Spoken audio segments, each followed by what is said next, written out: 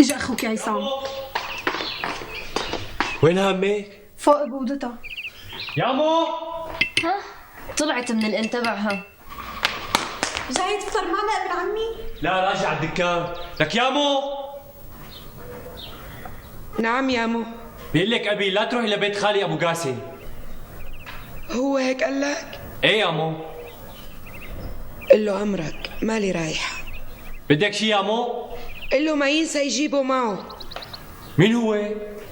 هو بيعرف. حاضر يامو. خليك عنا ابن عمي. ما بقدر لطفية ما بقدر. مع السلامة ابن عمي. شو لوين لطفي يا خانو؟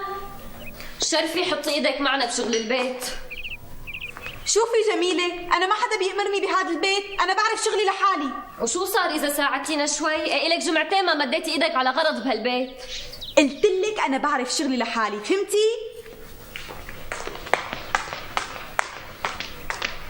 لا بتعرف شغلها والله. لك أختي شو بدك فيها للمخلوقة اتركيها بحالها. شلون شو بدي فيها؟ إيه شو نحن خدامين إلها؟ عم نطبخ وننفخ ونغسل أواعيها وهي قاعدة بأوضتها على طاحنك وتفصيص بزر. جميله نعم يا مو. بلا حكي ماله طعمه. يعني عاجبك هيك يا مو؟ قلت لك بلا حكي.